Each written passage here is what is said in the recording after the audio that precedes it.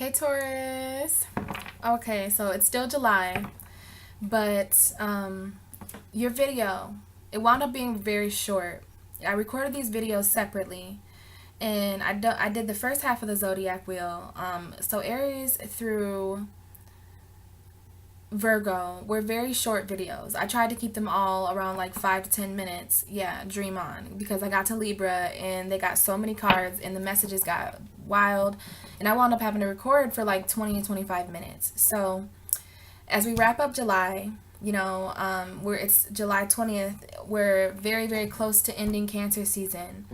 And we're going to be starting Leo season. So we got a couple of more weeks of July, and I thought it would be only fair for me to record an extra video. It's like 10 minutes. So I'm going to just channel a few more things for the rest of the month. This isn't for August. We're going to do the August videos some other time, and I'll get those uploaded. And I'm going to try to have these uploaded. I don't have any Wi-Fi right now. So I'm recording, but I'm gonna, Wi-Fi everywhere. So I will find a way to have these up and loaded for you guys before all this Leo energy comes in. But we have a lot to work with because we have Mercury that's in Leo, and Mars just entered Leo today. Eventually the sun and the moon will come there, and then the north node is there. So all this Leo energy, and for you Taurus, that's your fourth house. So we're just going to focus on the fourth house, and we're going to get some messages from spirit for you to kind of, whatever wants to come out, whatever can help you, whatever I can tell you for your fourth house energy, which is emotional security, home environment, family, children, stuff like that. The fourth house. So Taurus is going through fourth house energy, and what can I tell them about what messages for Taurus energy with Mercury, Mars, all this Leo energy?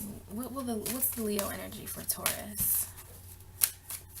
And I have a Taurus moon, so I definitely apply these readings to me as well. I hide, the moon is what you hide, so okay, Taurus. So we have one solid card coming out.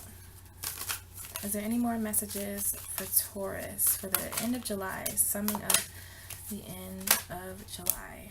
Okay, lots of changes, Taurus, and I think that was enough. I think I'll just set that right there just in case there's any. So the first card that popped out, Six of Swords. This card, I'm very familiar with it because it comes out a lot during this time. We've had a water season, a lot of water in this picture here. A lot of profound messages here, Taurus. So we have this really choppy water here that the man is rowing away from, and these very still waters and very soon reachable foundation there in the near sight.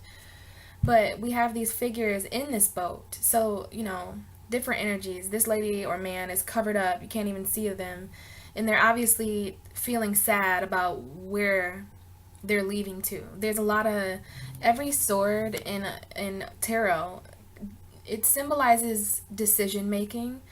So it's interesting that these are jabbed into this boat, and honestly that could pin a hole in that boat and make it.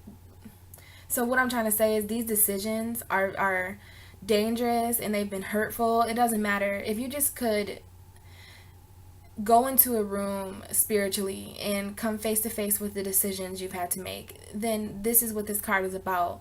Some decisions make you feel like no matter what, you have to keep rowing and get to foundation.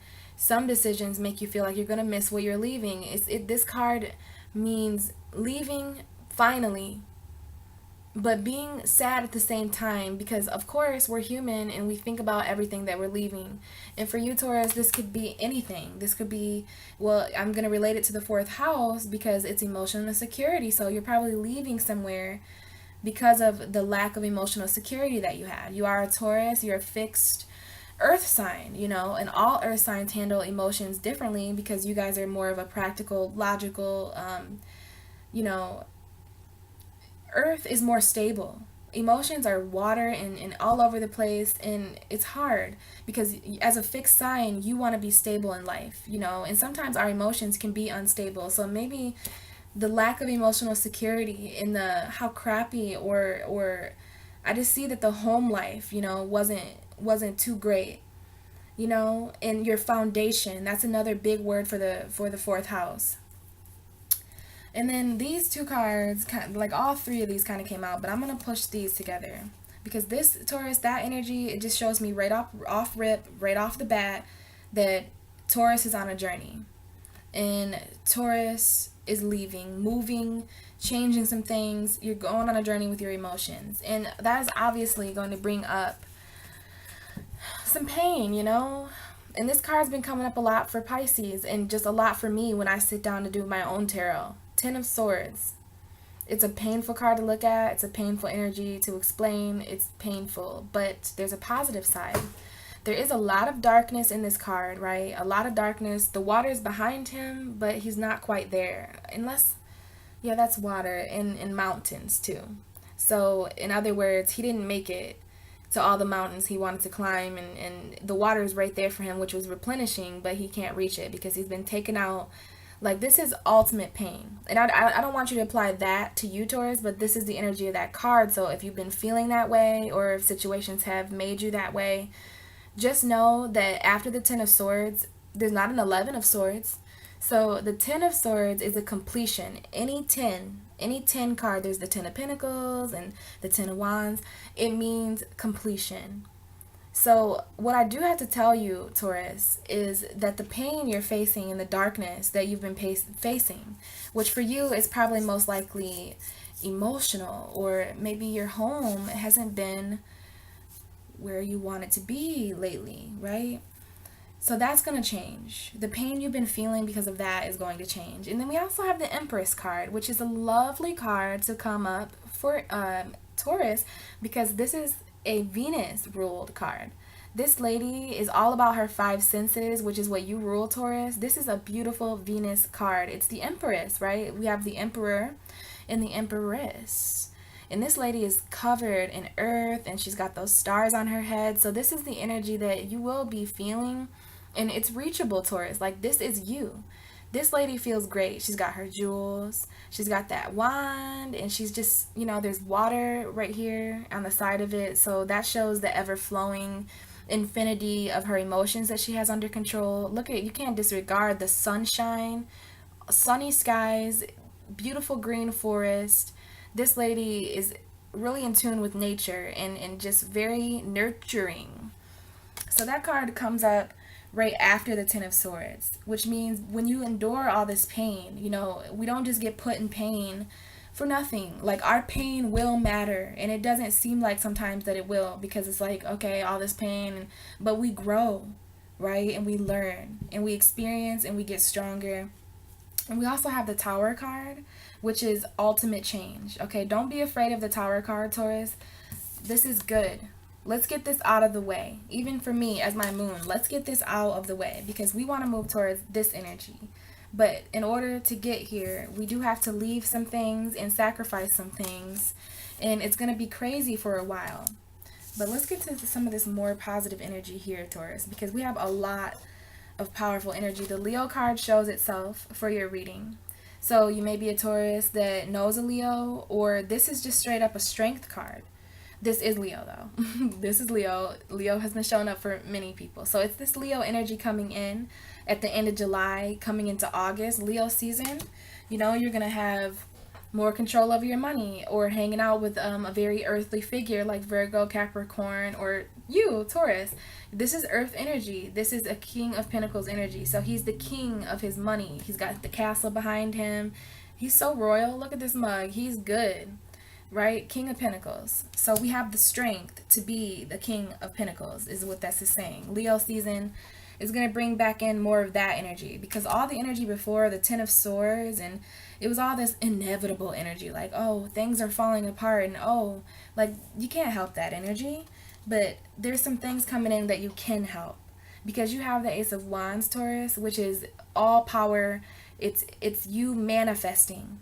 Like, this card just speaks for itself. You are the manifester. You are in control of your decisions.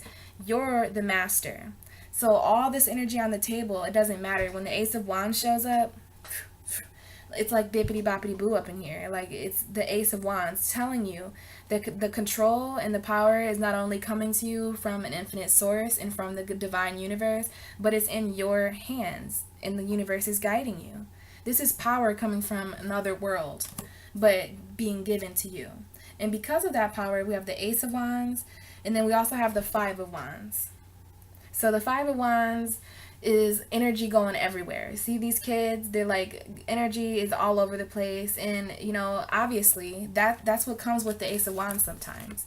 Like, when you're given this decision, it might not go as well with, you know, the people around you. But the thing about this card is that none of them are actually hitting each other. If you take a closer look at their faces, you know, some of them look angry, some of them look like they're having fun. So this card is just a symbol of all the different energies around you, Taurus. And you're pretty psychic, so you might have been being able to feel people's opinions about certain decisions that you're trying to make soon.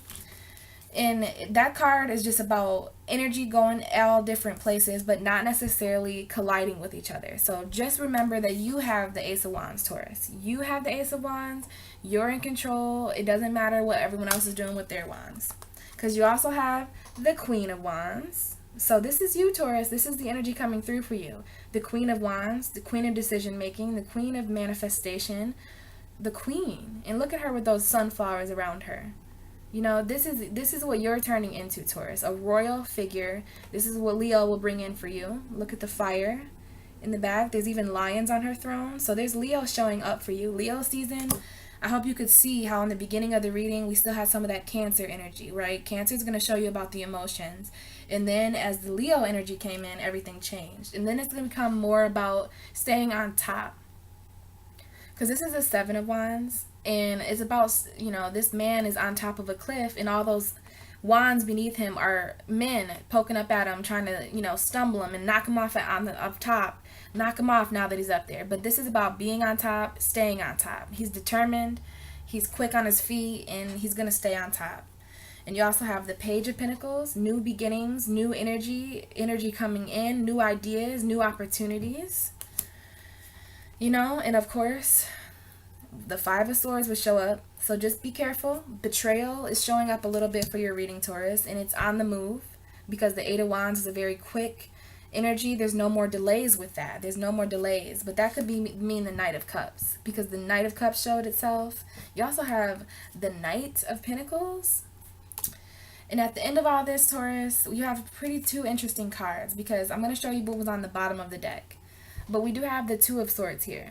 So after all this Cancer energy and all these things that we've learned about the emotions and all this that the moon has showed us, what will Leo season compel us to do? There is a decision, right? That's what the Two of Swords. This is a perfect balanced energy. So there's two roads. There's two roads that you have to choose. But also the Two of Pentacles was on the bottom. So this is a twin flame card. It's a soulmate. So, Taurus, you may be with a soulmate and may have to make a decision with a soulmate, you know, but the soulmate is there. In the top of the deck, the World. So, this is harmony. This is a fixed card energy, Taurus. You're on here. This is you next to Leo. So, you and Leo, you know, maybe I showed you that for a reason. You and Leo are up to something. All the fixed energies, you know, it's the fixed the north nodes and the south node is in fixed signs. It's in Aquarius and it's in Leo. So the fixed signs are up to something. And you know, of course there's going to be a mixture of energy, Taurus, but I felt mostly positivity from that. And I think you have a lot going for you. And I think this will all make sense. It's okay that the decisions that you have to make, they most likely have to do with your emotions or your emotional security, your roots, where you want to become grounded and like where your foundation is. Because Taurus, you're an earth sign. So make sure no matter what, you are grounded somewhere. It's very important for you to feel comfy and cozy in your home. So if that's not going on for you, then you're going to have to make decisions. But you're not quite alone in those decisions. There's someone matching you, you know, and I really hope that's true for you. And if it's not true, it's coming in with Leo season is going to change a lot. And we're going to talk more in August when Leo season is more ignited and on fire, but let's not underestimate it because it's still heat. It's hot up in here. It's the fire is here. And for you, Taurus, it's in your fourth house. So just be paying attention to what you feel towards those types of things, okay? I hope these messages helped, and we will talk more in August.